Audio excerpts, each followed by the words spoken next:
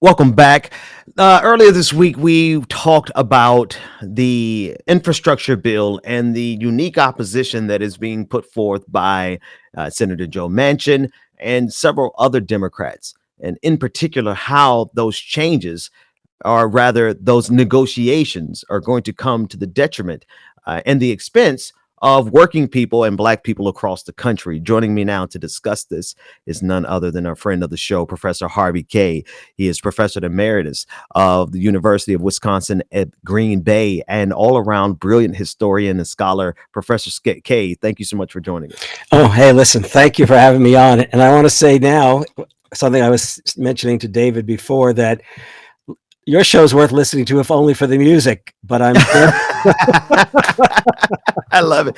You know, Professor, we play the music to keep us from really for me. I learned early on this year, 2021, this pandemic is a little bit different, and covering the news the way I have to cover it, and you being neck deep in the work that you do, you know, we have to take a step back and listen to some music sometimes for to stop the revolution from commencing. I can't even get in the shower with leaving it without some music playing these days, just to There it is. keep myself from going off, you know. Well, at the expense of us going off at the very obvious game that I believe is being played by Senator Joe Manchin. I want us to listen to a clip we played earlier this week. This is him on CNN, where he's, you know, engaged in a word salad as to why he is opposing Joe Biden's 3.5 trillion and treating 3.5 trillion as if it is the ceiling, when people like Bernie Sanders are saying, no, it's the floor. Let's take a listen to the clip. Your party leader, Chuck Schumer, says he's moving, quote, full speed ahead with this package. Will he have your vote? And that's fine. He can. He will not have my vote on 3.5, and Chuck knows that. And we've talked about this.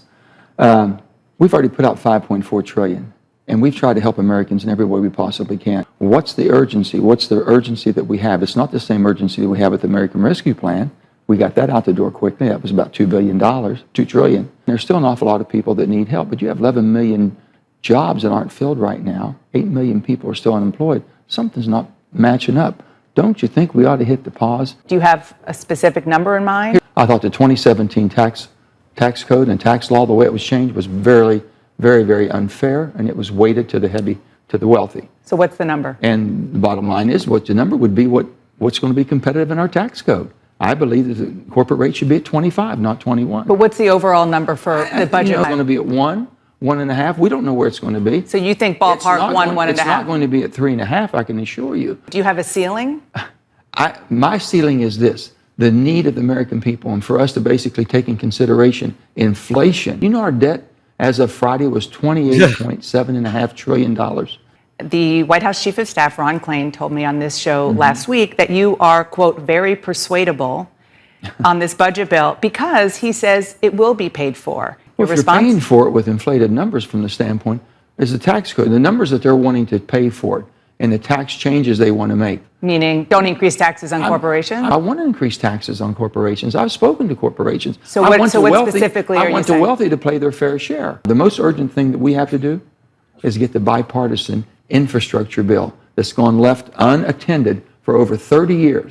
Professor Kaye, there was a lot of gobbledygook, word soup, word salad going on there. But the only thing of substance that we could grab is a correction on my part. It sounds like he only wants to spend 1.5 trillion as the ceiling, and he's basing that on the potential of this bill, Joe Biden's bill, causing an increase on taxation of corporations. And he's trying to deflect, but after listening to all of that, that's what I gathered. You listened to it as well. What did you hear? Okay, you know, Ben, you and I have both been dads.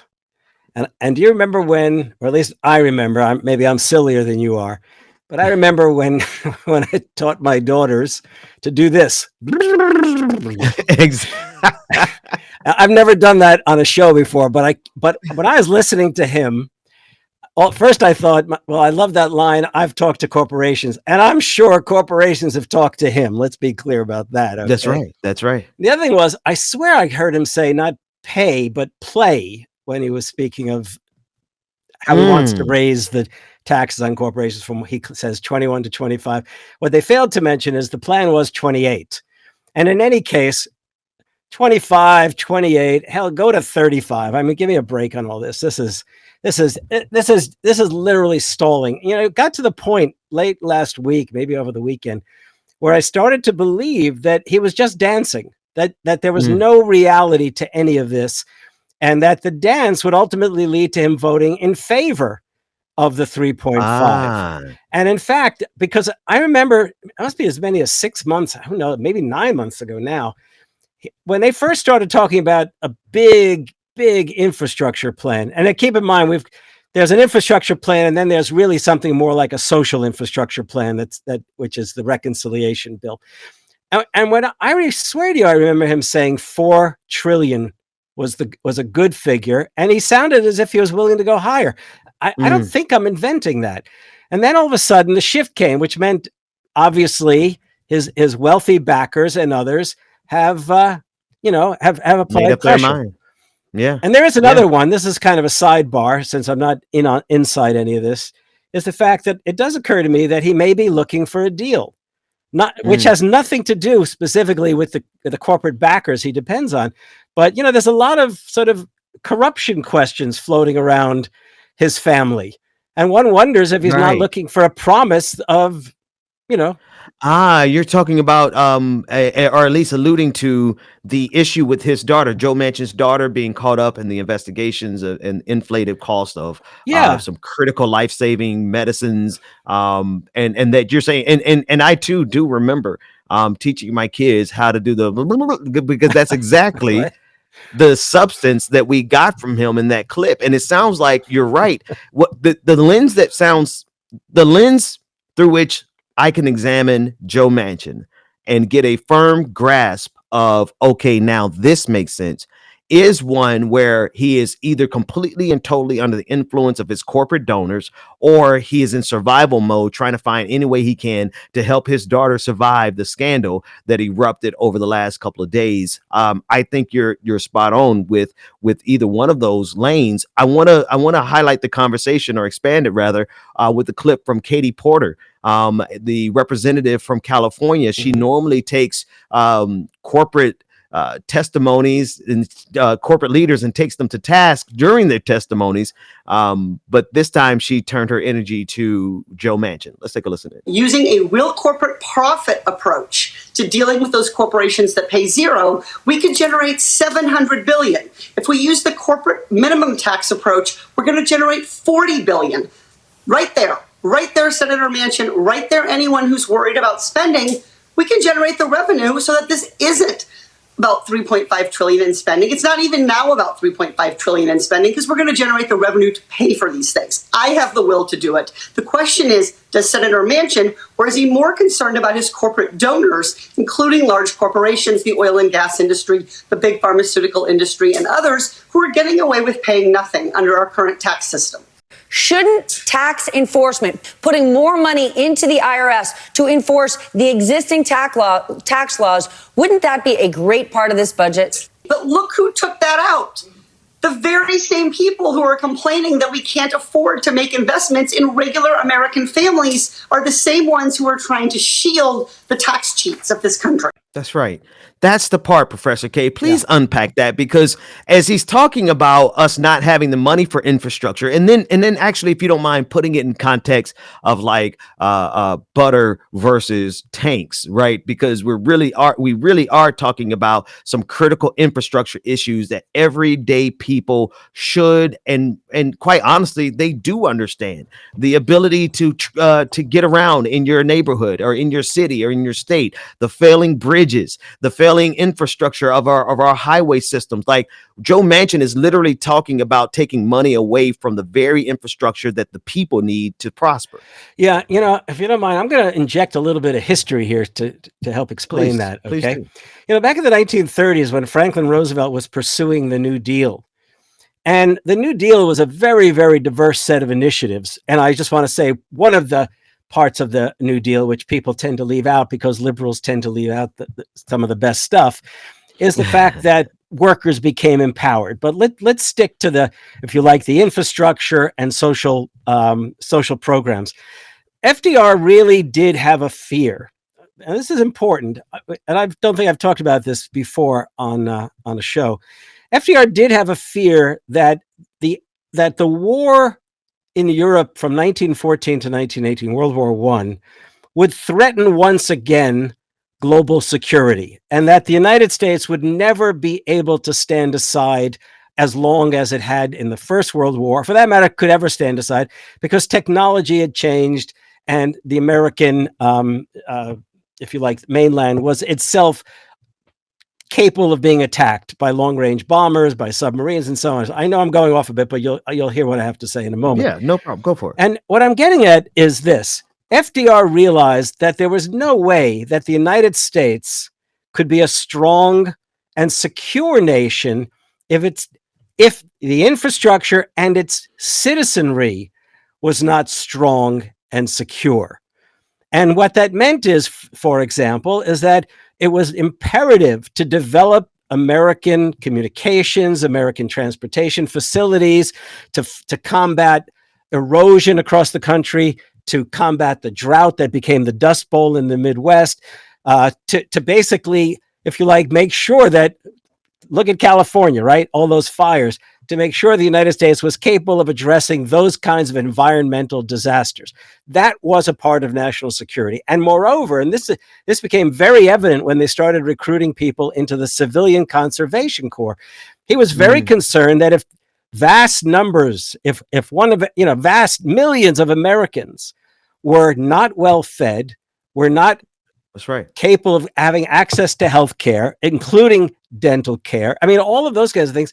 How could you possibly secure yourselves if Americans were not secure in an everyday way? And he emphasized the security of the home, the security of the job, the security of food, clothing, and shelter, et cetera, et cetera.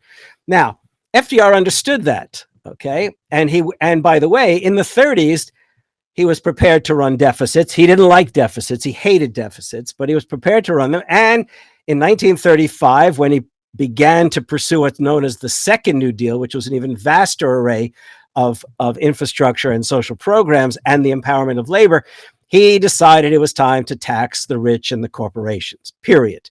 Now, the Democrats have forgotten that. And now we have, and it's amazing even to think that a few years ago, well, more than a few, several years ago, we talked about the obstruction by Republicans. And now what we've come to see is that the major obstruction to Biden's Build Back Better and other kinds of plans are Democrats. And what they do is they reach for the old kind of line. Well, we can't afford it. Isn't that the line? Really? We can't afford it. Well, of course they can afford it. He just pointed out how in 2017 they gave billions, if not trillions ultimately, The result will be trillions, to corporations and the rich. Okay. And at the he's talking specifically about the tax bill that Donald Trump signed into law with Paul Ryan. I remember them in the front of the White House celebrating as they gave trillions away to the rich. Go ahead. Right. No, absolutely. Now, what I would say is that we Americans who believe that we should have a strong nation, not an imperial one, but a strong nation, have to be able to speak in terms of the imperative of strengthening the American citizenry to withstand, who would have thought we had never in the past year have we really even talked again loudly. I know there are still people pushing for it, for Medicare for all. I mean, by the way, if FDR had come back after all these years, he'd smack us all he would not believe we do not have universal health care. So how is it that we could have a senator, these rich, I don't want to use the word, these rich guys, telling Americans that they have to worry about 25% versus 28%. It's basically, in its own indirect way, almost murderous. We're not going to provide for what Americans need to live and to hopefully prosper, okay? Kids being properly cared for, the elderly not having to go into the And so you're extending this far beyond, like this argument goes far beyond just the infrastructure. The problem goes into every area where the government is not carrying out its responsibility for the people. Right. The government is us. How dare he say that we can't afford it? We voted, we've expressed ourselves at the ballot box. We've expressed ourselves in opinion polls. We've said tax the rich and or the wealthy, however you want to define it. Okay, spend the money to make the American infrastructure secure, to make American lives secure. We've made this evident and spoken loudly. Now, having literally, I'm literally on the verge of a rant filled with 4-letter words. Okay? I understand, Professor. I understand. But in order to switch the gears a little bit, because we know in essence the political evil the likes of Manchin represent. Okay, That's right. But let me also switch the gears and do it this way. I've just talked about we made ourselves heard at the ballot box. We make ourselves heard in polls. We make ourselves heard in any number of media. But how about this? When will the Democrats, who we're not talking about, who are prepared to enact these things, when are they prepared to reach out to Americans such as ourselves and say, come out on the street? Can you imagine? How about a national march for infrastructure? Now, I know that sounds ridiculous in a fashion, okay? Infrastructure can seem a boring kind of thing. But I remember I'm haunted still by the interstate highway bridge collapsing in the Twin Cities. And I think about the fact that we have utterly neglected the security of the infrastructure.